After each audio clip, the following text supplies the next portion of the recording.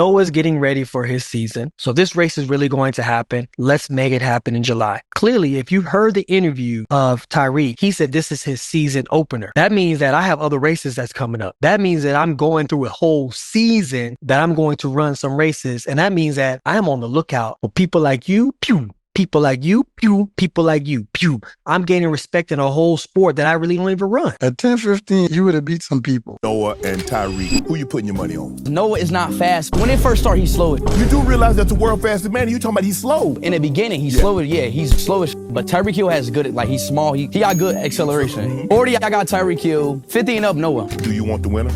Oh, yeah. I'm the final boss. What's good, y'all? It's your boy D-Lou back at it again with another banger video. In this video, I kind of want to change up like the topic and variety of what I usually talk about. I want to talk about track and field. I'm a track and field fan myself. I ran track ever since I was in 7th grade. 7th grade all the way to senior year. And the events that I particularly ran was the 100 meter, 200 meter, and the 4x100 meter relay.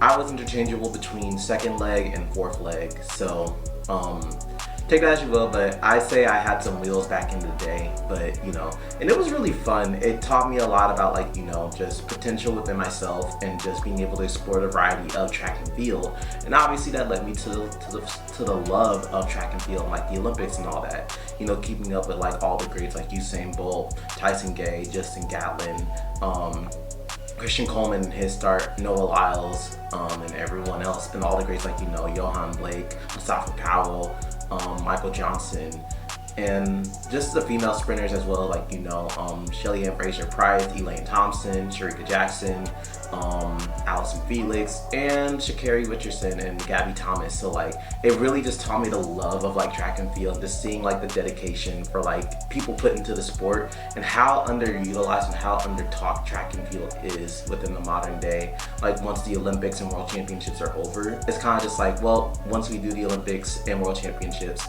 you won't see or hear from like these athletes until another World Championships comes by, or when they start gearing up for like, you know, the Olympics and everything, and they have Olympic qualifiers, you know, World Championship qualifiers. But other than that, they're not really in the stardom like say people from like the NFL and the NBA. And I know Noah Lyles, he definitely caused some controversy, like talking about like, oh, like, you know, at least with the Olympics or the World Championships, I'm like the world champion of like the 100 meter. There's no world champion with like the NBA. And that got like the NBA riled up and NBA fans riled up. And they purposely went to like his races in the Olympics, and they saw him win the 100 meter where he out-leaned Keishane Thompson. Where like he almost barely won. If Keishane knew how to lean, he would have won that race. No hands flat, but because he was inexperienced in that category, he didn't know how to lean. So now that he does and he's learned from that experience, I truly think Keishane's going to be a true threat come the World Championships and the World Championships and the next Olympics. I promise you, be on the lookout for Keishane Thompson of Jamaica. He's going to be there. But also talking about some upcoming stars like Gout and Leslie Tobago and some other people as well, which I want to talk about in this video. But also, I want to really dedicate this video to Noah Lyles and the whole race that was supposed to happen last week. Because if you guys didn't know, Noah Lyles, world champion of the 100 meter and the 200 meter, Olympic champion of the 100 meter. He was supposed to race Tyreek Hill of the Miami Dolphins in the NFL. He was supposed to race him this weekend, and I think it was an agreed upon 60, it was either between 60 meters or the 100 meter, but it was supposed to be like a 60 meter 100 meter dash to where they were supposed to run that race. But apparently, like, I think it might have been 60 meters, like, correct me if I'm wrong, drop in the comments below if you know the exact distance it was. But there was supposed to be a set upon race and agreement to where they were supposed to race and hash out that beef to see who was faster. So come time, like, you know, I think a few days before the race, and then Noah Lyles, he actually calls out of the race, and he just says like, hey, due to personal reasons, I won't be able to make it. And of course, Tyreek, he kind of went to Twitter and took it like, you know, and took it and ran with it, and he was just like, oh, like ducking me before the race is actually insane. And I wanted to talk about that because I know a lot of people, they have their like different speculations about like, you know, like did Noah Lyles have legitimate reason for ducking it, or not even ducking it, but calling it off or not. And I just wanted to provide my perspective of what I thought about it. You know, I talked to my pops about it, I talked to some of my friends about it, and wanted to get their perspective and see what was going on. So I wanted to talk about this. So with Noah Lyles canceling, I want to keep these things in mind. A, he just got married. Jamel Bloomfield, they just got married together, I think either this weekend or last weekend. So that is something to keep in mind, and like, you know, that is a huge occasion within itself. So maybe that might be the personal reason, but we honestly don't know. And unless he's willing and to open up and talk about like, you know, what the personal reason was, we can't really like say like, oh, like, you know, he's ducking and dodging and everything, and like, you know, like he's really just like, we can't really blame that. I hope it is a legitimate reason to why he called off, and it wasn't just because like, oh, like, you know, he got cold feet last minute and then wanted to call off. No, I don't think it's that reason. I think it might be a legitimate reason, but that's, you know, first off, it's up to Noah Lyles whether he wants to disclose that, because he really doesn't have anything to prove. But it is to be discussed and talked about that with Tyreek Hill. He's getting ready for his season openers, and he's running some very impressive times, you know? So I wanted to provide a little video of what I saw, and read some of the stats to you guys about what I see with Tyreek Hill's opening times for like his season starters. Lyles is scared. He just canceled his 50-yard race versus Tyreek Hill. He claims everything was in place to go down in Times Square this weekend, but then says for personal reasons, he just can't do it. We all know what is actually happening here. He did not beat speed by as much as he should have 7 months ago. He just watched Ashton Hall get embarrassed 4 times in a row by speed and does not want the same thing to happen to him against Tyreek Hill. He also definitely was scared by Tyreek running a 10.15 in his 100-meter dash this weekend because the race they were scheduled to run was only 50 yards. Tyreek is just flat out faster than Noah Lyles over that short of a distance. Comparing Noah Lyles' split in cumulative times from his career best in the 100-meter dash during the Olympics and Tyreek Hill's cumulative and split times from this past weekend, you can see that over 40 meters, Tyreek Hill is actually faster than Noah's career best, and they are very close together as they approach 60 meters. 50 yards for reference would be 45.72 meters. So if Noah was not feeling like he's in the same shape he was during the Olympics, then the chances of him losing over just 50 yards to Tyreek Hill were even greater than when he was in peak condition at the Olympics. I think Noah Lyles is ducking Tyreek Hill. Okay, so it said that Tyreek Hill, he ran like a 10.15 in a 100-meter dash race today, and that's actually a really good statistic stat as far as track and field. And for him just starting, that's really impressive, because like obviously you're gonna work your way up and have those type of numbers and figures there, because if we're talking about a 10.15, you're up there with some people who could qualify for like, you know, like for quarterfinals, semifinals, and then maybe potential 100-meter finals, you know. But that is not something to discredit and all that, because ultimately, you know, we're talking about Tyreek Hill. Like, the 100-meter isn't his event, it's the 60-meter event, the 60-meter dash. And that's more like, you know, not necessarily Noah Lyles' like cup of tea. That's more Christian Coleman, because Christian Coleman, he currently holds the world record as far as like the 60-meter dash, and he's like the undisputed king of that. But it is noted that like Noah Lyles sometimes he doesn't have the best start, but he has gotten better with his starts. Because for those of you guys who don't know, with Noah Lyles, he was not a 100-meter person to begin with. He really wasn't. Noah Lyles is originally, his sport is the 200-meter, where he broke the American world record of 19.32, where it was 19.31 now. Where Michael Johnson, he set the original record way back then, but now Noah Lyles broke it. But he matriculated and worked his way and dedicated himself to wanting to, you know, do better in the 100-meter dash. Because at first he always used to either score dead last or score like, you know, like 7th, 8th, but he never really placed in like the top 4, top 5 even when it came to the 100-meter dash back in the day when he first started. And you know, he started to put his name out there because the 200-meter was more of his racing forte. But now that, like, you know, he's working, trained his way up there, he is a force to be reckoned with. Is his start still the best? No, not really, to be honest with you.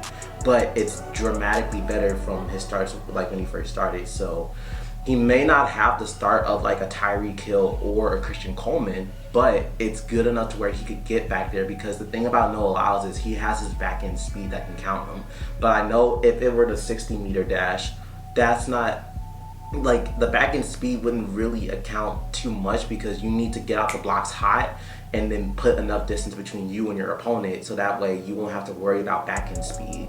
So that's my concern about, like, you know, like, between if they were to do a 60-meter dash, where I could honestly see a legitimate argument to say it could go either way. It could either go Tyreek Hill or Noah Lyles, because, you know, if Tyreek Hill, with the starts that he has, that might be, he might be able to take him in a 60-meter dash. But if we're talking about Noah Lyles in the prime of his prime, like at the Olympics, at the Olympic finals in the 100-meter dash, it could be close. It could be really neck and neck. It could be anyone's race, you know?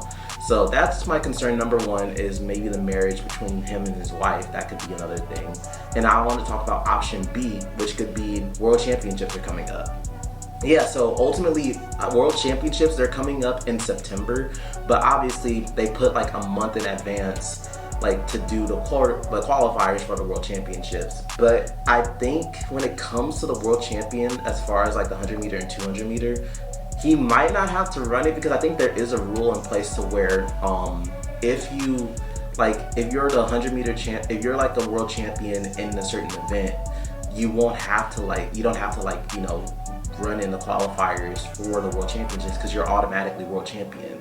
But maybe, like, his coaches, they might have talked to him and been like, hey, you know, this might not be the like, you know, we don't want to risk an injury before, like, the World Championships. So I know you have this race with Tyreek Hill, but you might want to call off of it, because we want to prevent injury or anything that could happen.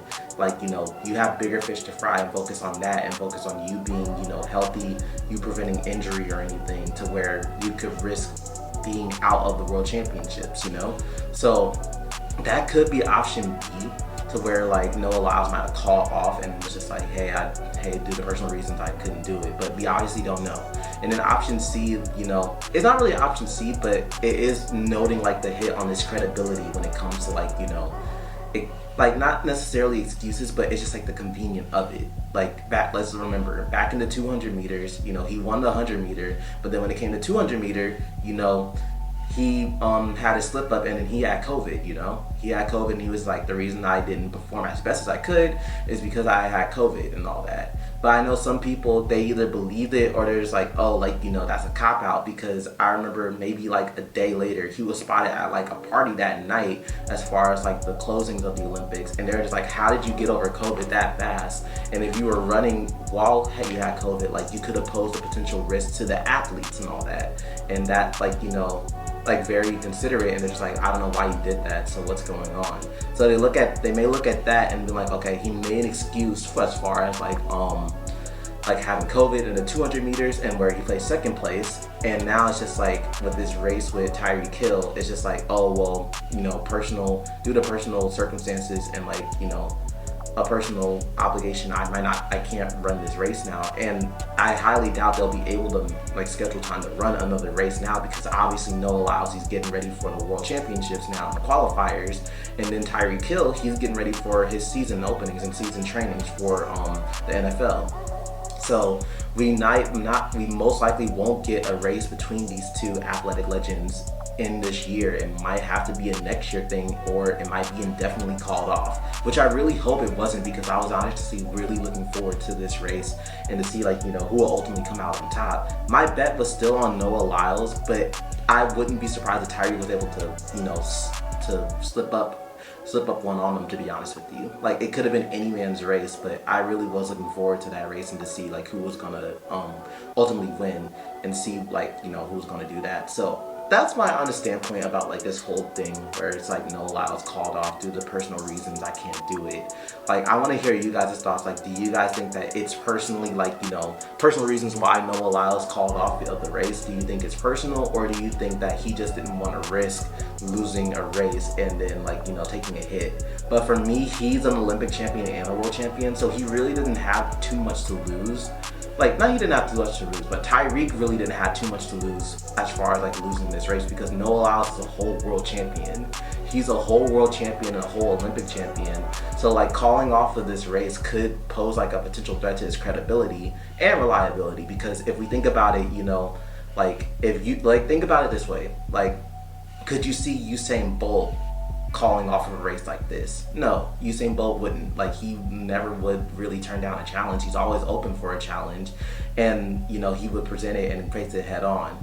But also to say Noah Lyles, he never backed down from a challenge either, because he raced iShowSpeed. And for those of you who guys don't know, iShowSpeed, he is like the fastest streamer and the fastest content creator on the planet, and he challenged Noah Lyles to a race, and he honestly looked really good. He looked like he could take him, but then, you know, it's argued to say, like, you know, there's a whole clip, which I'll insert in the video. There's a whole clip where it's just like Noah Lyles said that, oh, I went easy on him, you know, I went easy on him because it wasn't that big of a deal. But when Speed was just like, oh, like, you know, he had, like, I was in a car for 3 hours driving to meet Noah Lyles. He had time to stretch, he was wearing spikes, etc., etc. So he had all this prep time to where I didn't really have anything. I just did like a backflip and then ran, and then boom, you know? So that's really something to look at too, but like he didn't back out from that challenge. And also to continue on the topic of iShowSpeed do got some jets and he's got some wheels. He's very athletic, you know. I think it was also talk that like he also challenged Sha'Carri Richardson to a race, but Sha'Carri was just like, we can race, but on one condition. We do about maybe a week or two of my training program and then we'll race. So I don't think we heard too much about that, but I'm really looking forward to see, like, you know, if he actually did that and how that turned out, and see if they actually did do their race. Because I want to see a race between iShowSpeed and Sha'Carri Richardson to see how that turned out. And it's also rumored that he said that he wanted to compete in the 2028 Olympics. I believe that I could be in a Olympic for 2028. I believe that. So are you going to train to try to be in the Olympics in 2028? I got 3 years, man. Yes. All it takes is me for 1 year. All it takes for me to 1 year to, a full year of training for me.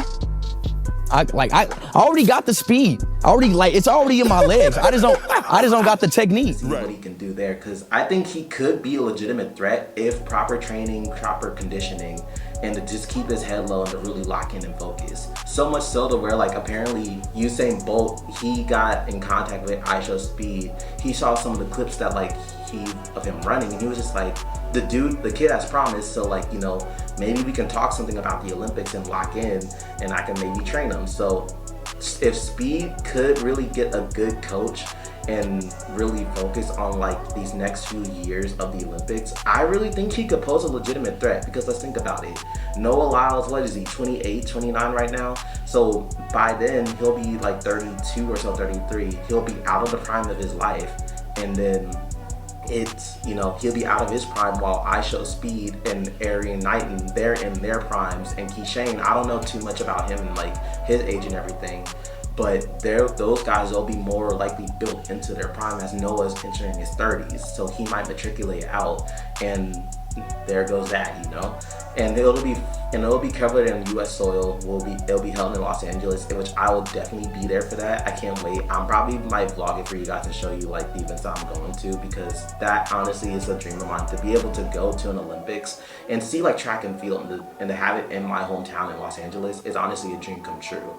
But ultimately, I think that's all that I wanted to talk about. I wanted to talk about Noah Lyles and Tyreek Hill, and also talk about iShowSpeed, and then also talk about like world championships coming up, because I think I will probably cover those, and probably cover like, you know, the qualifiers, and like, you know, the qualifiers for world championships and the world championships coming up in September. So stay on the lookout for content like that. I hope you guys enjoyed this video. I really did. I want to start talking more about track and field, like my passions and stuff, because track and field, it really does have a special place in my heart, because I ran the sport, and I know the time and dedication and sacrifice that it requires for like people in track and field, and what it really means to them, and also what it means to me as a fan, because I want all the athletes to be great. I want them to show great sports representation, sportsman conduct, and sportswomen's conduct in track and field, and like, you know, show people what the sport is really all about. It's not just about like, you know, people running fast, but it's also about like, you know, having the energy and the passion and the, like, you know, the love and respectability for other people and other nations for this. But